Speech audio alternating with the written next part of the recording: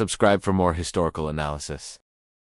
The development of American Ranger and Commando units during the Second World War began with a recognition that the United States Army did not yet possess specialized light infantry trained for rapid assaults, infiltration, or targeted raids. European battles in the early years of the war showed the value of small, flexible units, capable of moving independently, striking quickly, and exploiting narrow openings in enemy lines. The British Commandos had already demonstrated the usefulness of such forces. Their raids on coastal targets in northern Europe in 1940 and 1941 provided a model for similar American formations. Senior American officers concluded that the United States would need comparable units for the operations that were expected in Europe, North Africa, and the Pacific. The first American Rangers were organized in the United Kingdom in the summer of 19. Volunteers from different divisions were selected after physical tests, weapons evaluations, and field exercises. Training emphasized endurance, navigation, night movement, small unit tactics, and the ability to operate without direct support from larger formations. British instructors contributed to the early training program.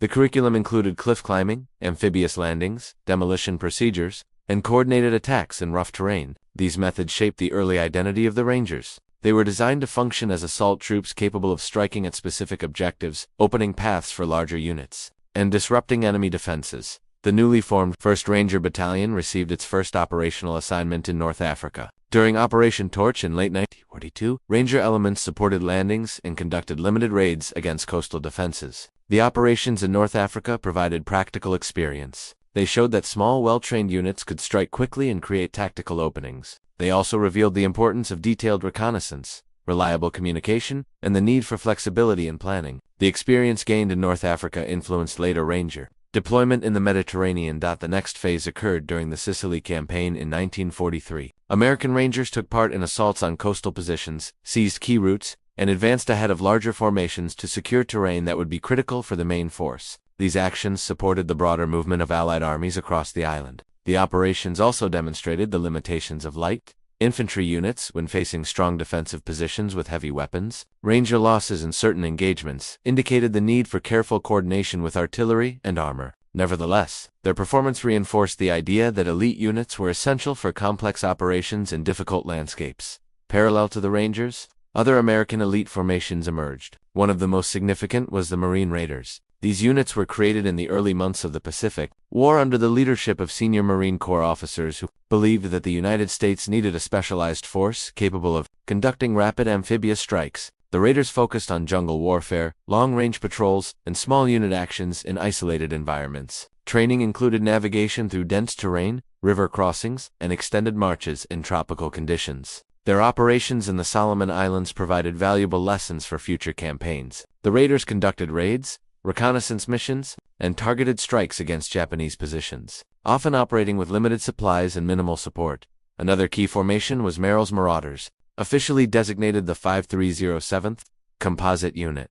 This unit was organized for operations in Burma. Its purpose was to penetrate deep behind Japanese lines, disrupt supply routes, and support the larger Allied strategy in the China-Burmandia theater. Training took place in harsh climates and emphasized endurance, movement through difficult terrain, and the ability to sustain operations far from regular supply lines. The unit conducted a series of long-range missions through mountainous and jungle terrain. These actions required careful planning, logistical improvisation, and coordination with air supply. The Marauders became known for their ability to maintain operational pressure under extreme conditions. Meanwhile, in Europe, additional Ranger battalions were created to support planned operations across the continent. Preparations for the cross-channel invasion required specialized units capable of seizing fortified points, neutralizing coastal guns, and opening lanes for infantry and armor. These requirements shaped the training of the 2nd and 5th Ranger Battalions. Emphasis was placed on amphibious landings, obstacle removal, movement under fire, and coordination with naval and air support. The units were expected to take part in the initial wave of the invasion, making their preparation critical to the success of the broader Allied plan.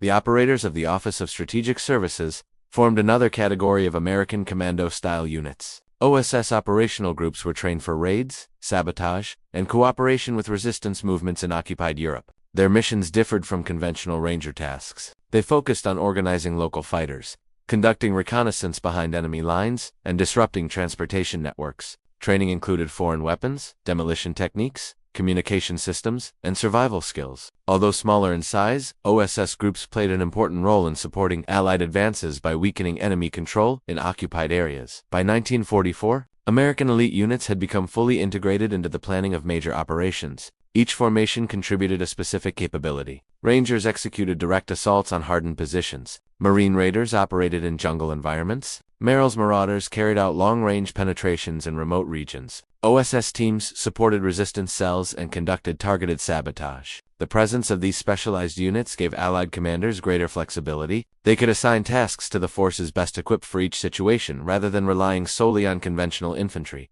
The increasing use of elite units reflected a broader trend in modern warfare. Large-scale operations required precise actions at critical points. Army divisions and corps could maneuver across wide fronts, but small specialized forces were needed to secure narrow objectives, eliminate key defenses, or disrupt enemy planning. American Rangers and Commandos demonstrated that small, well-trained units could influence the outcome of larger engagements by acting at the right moment in the right place. As preparations for major European operations intensified in early 1990s, American Ranger units received missions that required precise coordination with naval and airborne forces. The Normandy invasion demanded troops capable of seizing fortified positions before they could inflict heavy losses on incoming infantry. The 2nd and 5th Ranger battalions were selected for these tasks. Their responsibilities included the neutralization of the capture of high ground overlooking landing zones, and the elimination of artillery that threatened the beaches. One of the most notable assignments involved the cliffs of Pointe du Hoc. Intelligence indicated that German coastal guns positioned on the heights could strike both Omaha and Utah beaches. The mission required scaling vertical cliffs under fire, moving across uneven terrain, and securing the battery positions before the main force arrived. Training for this operation included rope climbing, cliff assault techniques, and movement across fortified terrain. The Rangers studied aerial photographs and models to understand the enemy defenses. Although many of the guns had been removed before the attack, the Rangers still secured the positions and located the guns hidden inland. They disabled them using explosives, preventing potential use against Allied forces. On Omaha Beach, other Ranger companies faced heavy fire from machine guns, artillery, and mortar. The landing conditions were difficult. The terrain favored the defenders, and initial waves suffered significant disruption. Ranger companies reorganized under fire, moved inland, and cleared pathways for following units. Their actions contributed to establishing a viable lodgment on the beach, allowing larger formations to advance. The performance of the Rangers at Omaha and Pointe du Hoc reinforced the concept that specialized units could achieve objectives that required rapid movement and focused assaults against fortified positions. In the Mediterranean, Ranger units participated in continued operations after the Sicily campaign. During the Italian mainland landings, Rangers again served as assault troops, tasked with capturing critical terrain before the arrival of main forces. However, the battles in Italy revealed the inherent risks faced by elite light infantry. At Cisterna in early 1944, Ranger battalions encountered strong German resistance. Their movement through narrow terrain exposed them to counterattacks from well-equipped enemy units. The resulting engagement led to heavy Ranger losses. The event demonstrated that elite units, while highly capable, were not suited for prolonged engagements against larger, organized forces without adequate support. The lessons from Cisterna influenced later decisions on the deployment of elite units in Europe. In the Pacific, elite formations continued to play significant roles. The Marine Raiders participated in operations across the Solomon Islands. Their missions included reconnaissance, raids on isolated outposts, and patrols across dense jungle environments. These actions supported broader campaigns by limiting Japanese mobility and gathering information on enemy positions. As the war progressed, the Marine Corps reassessed the role of the Raiders. Larger amphibious operations required unified command structures and standardized units. Consequently, the Raiders were reorganized into regular Marine regiments, but the skills they developed influenced later training and tactics. Merrill's Marauders remained engaged in operations in Burma. Their missions emphasized deep penetration, movement across challenging terrain, and reliance on air supply. The unit advanced through mountains, jungles, and river valleys, often facing heat, disease, and limited medical support. Their actions disrupted Japanese supply routes and assisted Allied forces advancing toward the interior of Burma. The long-range operations conducted by the Marauders required coordination with aircraft for supply drops, communication networks for navigation, and cooperation with local forces. The unit's performance demonstrated the effectiveness of specialized troops in environments where traditional formations faced significant movement challenges. Additional American units operated in the Pacific with roles similar to Commandos. The Alamo Scouts, for example, conducted reconnaissance missions in New Guinea and the Philippines. These teams gathered information on enemy positions, identified suitable landing zones, and supported larger operations with detailed intelligence. Their small size allowed them to move quietly and avoid detection. They operated independently for extended periods and influenced the planning of major operations by providing accurate assessments of terrain and enemy dispositions. The Office of Strategic Services expanded its activities during this period. OSS operational groups continued working with resistance forces across Europe. They provided training in weapons, demolition, and communications. They coordinated sabotage actions that disrupted German supply lines and delayed troop movements. They also supported Allied offensives by guiding aircraft to drop zones, organizing escape routes for downed airmen, and collecting intelligence. The integration of OSS missions into operational planning illustrated the growing importance of irregular warfare within the Allied strategy. American elite units were involved in campaigns across multiple theaters. Their contributions varied according to the environment. Rangers acted as shock troops in amphibious assaults. Marine raiders and jungle units conducted reconnaissance and raids. Merrill's marauders executed deep penetration missions. OSS teams weakened enemy control behind front lines. This diversity allowed Allied commanders to apply specialized capabilities to specific operational problems. The use of elite units also revealed the limitations of conventional forces in certain situations. Large divisions moved slowly, required substantial logistical support, and struggled in confined terrain. Elite units provided flexibility. They could move quickly, strike isolated objectives, and gather information essential for planning. This flexibility, however, depended on careful selection, intensive training, and deliberate deployment. Commanders recognized that elite units could influence the success of operations when used at decisive moments, but their misuse could lead to unnecessary losses. By the late stages of 1944, the role of elite units expanded further. As Allied forces approached Germany, specialized teams conducted reconnaissance near river crossings, cleared obstacles for advancing units, and assisted airborne operations. The experience gained in previous campaigns allowed these units to adapt to new environments. Training and operational doctrine continued to evolve, shaping the future of American light infantry and special operations forces. By late 1944, American elite units had gained extensive experience across multiple theaters, and their operational roles continued to expand as the Allied advance intensified. In Western Europe, the Rangers and other specialized teams supported the rapid movement of larger formations by clearing defensive positions, conducting reconnaissance, and securing key infrastructure. Their actions were based on the principle that speed and precision were essential during the final phase of the war. When German forces attempted to delay Allied progress through a combination of fortified towns, river barriers, and counterattacks, one major responsibility of elite units during this period involved reconnaissance for river crossings. As Allied armies approached the Rhine, intelligence on enemy positions, water depth, currents, and crossing points became critical. Ranger elements scouted riverbanks, identified suitable landing zones, and located gaps in German defenses. These missions required quiet movement, careful observation, and communication under limited visibility. Information gathered by the Rangers helped planners determine the timing and route of major crossings, which played a central role in opening the path to Western Germany.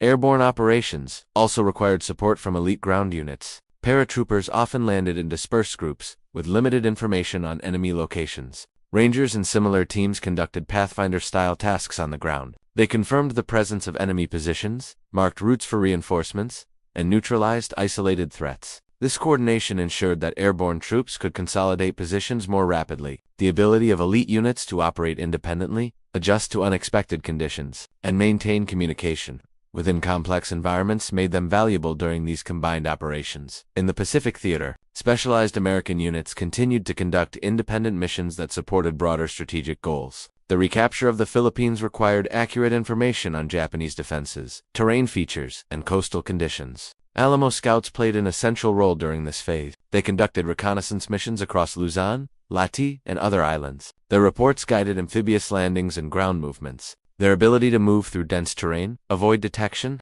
and provide consistent updates gave American commanders the situational awareness needed for complex island operations. Merrill's marauders, after suffering extensive casualties and operational strain, were reorganized into what became the 75th Infantry Regiment. This transformation reflected the continued need for long-range penetration units capable of operating in remote areas. Although the original marauders were withdrawn due to attrition, their operational model influenced future planning for jungle warfare and special operations. Their ability to sustain operations under extreme conditions became a reference point for later American units. Marine raiders underwent similar organizational changes. Their structure was absorbed into standard Marine divisions, but their experience influenced the formation of specialized companies and reconnaissance elements within larger units. These components continued to support landings, conduct patrols, and perform targeted strikes against isolated Japanese positions. The integration of radar tactics into conventional formations demonstrated how the lessons of elite units shaped the operational culture of the Marine Corps. In Europe, the ongoing collapse of German defenses created new requirements for specialized missions.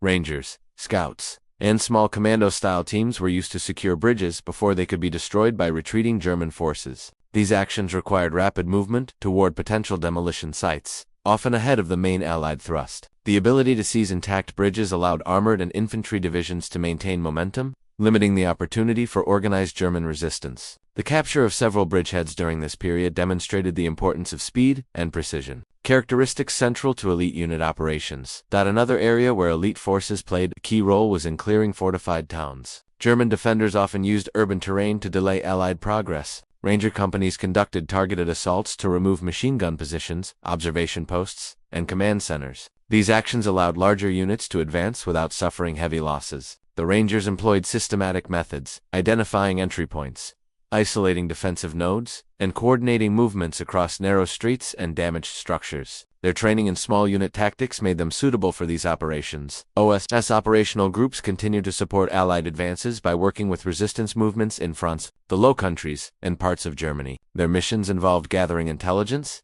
organizing sabotage actions, and coordinating with advancing Allied units. They identified German troop concentrations, located supply depots, and disrupted transportation networks. These activities reduced the ability of German forces to conduct organized withdrawals, further accelerating Allied progress. OSS teams also assisted in guiding units through unfamiliar terrain and identifying safe routes that bypassed German strength.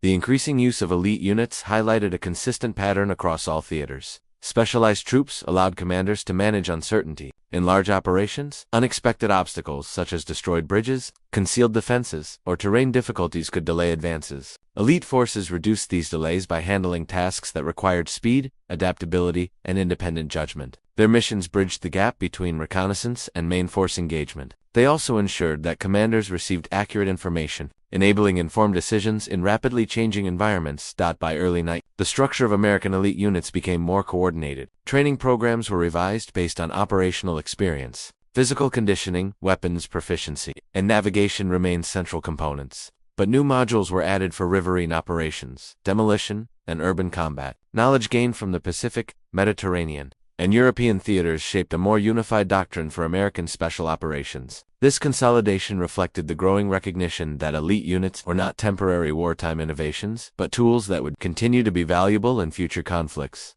The combination of Rangers, Marine Raiders, jungle penetration units, and OSS teams provided the United States military with a diversified set of capabilities. Each formation served a distinct purpose. Their effective deployment relied on understanding the relationship between operational objectives and the unique skills of specialized troops. As the war approached its conclusion, the integration of these units into overall Allied strategy demonstrated the practical value of elite forces in large scale. Modern warfare. As the final phase of the war approached, American elite units operated across multiple environments that required precise coordination, rapid movement, and independent decision. Their missions continued to expand because large conventional formations encountered a range of obstacles that slowed movement or limited visibility. Ranger companies, reconnaissance teams, and commando-style units were used to identify these obstacles and eliminate key defensive points. Their actions ensured that the main force could maintain momentum during the rapid advance into Germany and across the Pacific Islands. In Western Europe, elite units increasingly supported operations in urban terrain.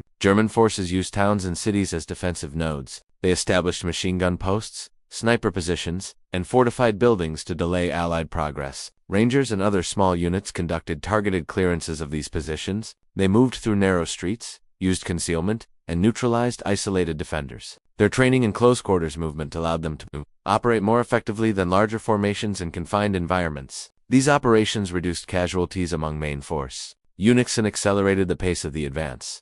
Another significant responsibility for elite units involved securing industrial areas and transportation hubs. As the Allied armies advanced deeper into Germany, capturing factories, power stations, and rail facilities became essential to prevent their destruction. Ranger companies were often assigned to seize these facilities ahead of retreating German forces. These actions required speed and coordination because German demolition teams attempted to destroy infrastructure before withdrawing. The ability of elite units to reach these sites quickly prevented further damage to the regions that Allied planners intended to use for logistical purposes. In addition to ground operations, elite units supported the identification of chemical or weapons research facilities. Intelligence reports indicated that German laboratories and storage sites might contain materials of strategic value. Ranger patrols and OSS teams conducted inspections, secured documents, and reported findings to higher headquarters. Their small size allowed them to enter areas quickly and avoid detection. This role reflected the expanding intelligence requirements of late war operations and demonstrated the adaptability of elite units to new tasks. Across the Pacific, operations continued in dense terrain where conventional movement was limited. In the Philippines, American forces sought to regain control of large islands that contained mountains, forests, and dispersed Japanese positions. Alamo Scouts conducted reconnaissance missions that identified enemy concentrations, supply routes, and defensive structures. Their reports guided the movement of infantry and armor. They also located prisoner-of-war camps and assisted in planning rescue missions. Their ability to move without detection remained a consistent feature of their operations throughout the campaign. Merrill's Marauders had been reorganized, but their operational model influenced new units conducting long-range patrols in the Philippines and Borneo. These patrols required careful coordination with air units for supply drops. They also depended on navigation skills, because terrain and weather limited visibility. Long-range penetration teams provided early warning of Japanese troop movements and allowed American commanders to plan operations with greater accuracy. The integration of these teams into the broader structure of the Pacific Campaign demonstrated the importance of specialized reconnaissance in large-scale island operations. Marine reconnaissance units also expanded their activities. They conducted amphibious reconnaissance of potential landing zones, examined reef structures, and assessed the depth and shape of beaches. These tasks were essential for planning assault operations, because unsuitable landing sites could result in operational delays or increased casualties. Reconnaissance teams gathered information on currents, tides, and coastal defenses. Their findings shaped the timing and structure of amphibious assaults. These missions required quiet movement and the ability to operate close to enemy positions without detection. As the war moved toward its conclusion, elite units in both theaters were increasingly used to manage uncertainty during rapid advances. The speed of Allied movement created gaps in situational awareness. Ranger companies and small patrols filled these gaps by identifying threats, securing choke points, and confirming the condition of bridges and roads. Their ability to adapt to unexpected conditions allowed commanders to maintain continuous pressure on retreating enemy forces. These missions became essential as German and Japanese units attempted to reorganize or establish new defensive lines. Elite units were also used to manage contacts with civilians in newly captured areas. In Europe, OSS teams collected information from local populations regarding German movements, supply caches, and minefields. In the Pacific, small reconnaissance teams assessed the presence of isolated enemy groups and determined whether areas were safe for the movement of larger formations. These interactions provided essential information for planning operations and managing the stability of newly secured regions. Although these missions were not offensive actions, they required the same level of discipline and precision that characterized elite unit operations. Late war operations also highlighted the logistical demands placed on elite units. Their missions often required travel through areas with limited supply access. Commanders ensured that elite units received priority for essential equipment, including radios, navigation tools, and specialized weapons. Air resupply became an important component of long-range missions. Accurate delivery of supplies required coordination between ground teams and air crews. The ability to sustain operations under these conditions demonstrated the maturity of American logistics during the final phase of the war. By early 19, the deployment of elite units reflected the evolution of American military doctrine. Their missions extended beyond direct assaults to include reconnaissance, intelligence gathering, infrastructure, security, and coordination with local forces. Their training continued to adapt to new environments, and their operational value became widely recognized within the Allied command structure.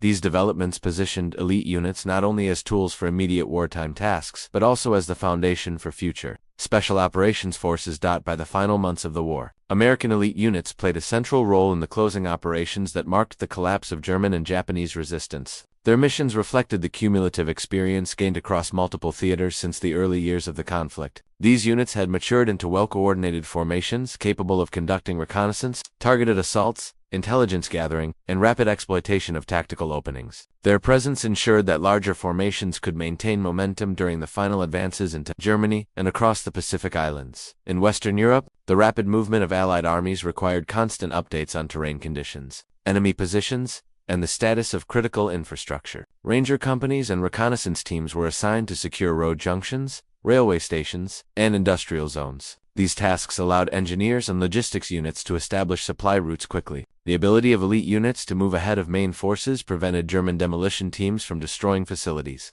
Essential to sustaining the offensive, the preservation of transportation networks contributed directly to the speed of Allied advances. Urban combat operations intensified as Allied forces approached major German cities. Rangers supported infantry divisions by clearing isolated resistance pockets, identifying defensive lines, and neutralizing positions that hindered movement. Their small size and specialized training allowed them to navigate dense neighborhoods with minimal exposure. These operations required precise coordination because German defenders used attics, basements, and reinforced structures to delay progress. Ranger teams identified these points of resistance and eliminated them systematically. This approach reduced casualties among larger formations and facilitated steady advances through urban terrain. As German forces withdrew, elite units also played a role in securing bridges and crossings before they could be destroyed. These missions required speed and surprise. Ranger patrols approached potential demolition sites under concealment, assessed the presence of explosives, and disabled charges when possible. Their success preserved bridges over rivers that were essential for the movement of armored divisions. The ability to maintain intact crossings significantly shortened the time needed for offensive operations and prevented disruptions in supply lines. In the Pacific, elite units continued to conduct reconnaissance and targeted actions during the liberation of the Philippines. The terrain on islands such as Luzon and Mindanao required careful planning. Dense forests, mountains, and dispersed enemy positions limited the visibility and movement of conventional units. Alamo scouts provided detailed reports on Japanese concentrations, supply caches, and defensive structures. Their reconnaissance guided infantry movements and reduced the risk of encountering strong defensive positions unexpectedly. They also supported rescue operations by identifying prisoner-of-war camps and coordinating extraction efforts. Marine reconnaissance teams performed tasks similar to those of their counterparts in Europe. They assessed potential landing zones, documented beach conditions, and identified obstacles that could hinder amphibious operations. Their findings shaped the planning of assaults and informed the allocation of forces. These missions played an essential role in ensuring that amphibious landings were conducted with maximum efficiency. The information collected by these teams helped prevent unnecessary delays or casualties. Elite units also supported the identification and capture of enemy documents, maps, and communication codes. OSS teams frequently worked alongside Ranger patrols to secure intelligence materials during the rapid advance through German territory. These documents provided insight into German operational plans, troop movements, and logistical networks. The acquisition of such information contributed to the coordination of Allied operations during the final months of the war. In some cases, elite units secured research sites and laboratories that contained materials relevant to post-war planning. As German and Japanese resistance weakened, elite units were used increasingly to locate isolated enemy groups and assess the safety of newly secured areas. These missions required careful movement through terrain that might contain mines, booby traps, or concealed defenders. Elite patrols identified these threats and marked safe routes for the main force. Their role in managing battlefield hazards helped maintain the pace of the advance and ensured that logistical operations could proceed without interruption. By early 19, the integration of elite units into the broader Allied strategy was complete. Their training programs reflected lessons gained from operations in Europe, the Mediterranean, and the Pacific. Instruction emphasized navigation, small unit coordination, reconnaissance, demolition, and communication. These skills provided the foundation for what would become the post-war structure of American Special Operations Forces. The operational experiences of Rangers, Raiders, Marauders, and OSS teams informed later doctrine and shaped the formation of long-term units such as the modern Ranger Regiment and Special Forces components within the Army and Marine Corps. As the war ended, the significance of elite units became clear. They demonstrated the value of flexible, highly trained formations capable of completing tasks that conventional units struggled to execute. Their ability to move independently, adapt to changing conditions, and strike at critical points made them essential components of Allied success. While conventional forces formed the bulk of offensive power, elite units enabled operations to proceed with greater precision and speed. Their contributions reduced delays, improved intelligence, and ensured that large-scale operations remained coordinated and effective. The development of American elite units during the Second World War represented a shift in military thinking. The experience gained during the conflict showed that modern warfare required more than massed formations. It required specialized capabilities, rapid decision-making, and versatile units capable of addressing unexpected challenges. The performance of American Rangers and Commandos demonstrated that these requirements could be met through rigorous training, disciplined organization, and deliberate operational planning. The legacy of these units continued beyond the war. Their doctrine, tactics, and organizational models shaped post-war American military planning. They influenced the structure of modern special operations, guided the creation of new units, and established standards for reconnaissance and targeted assault missions. The ability of elite troops to operate across diverse environments, from urban areas to mountains and forests, became a defining feature of the American approach to specialized warfare. Their contributions during the Second World War provided a foundation for the continued development of elite capabilities in the decades that followed.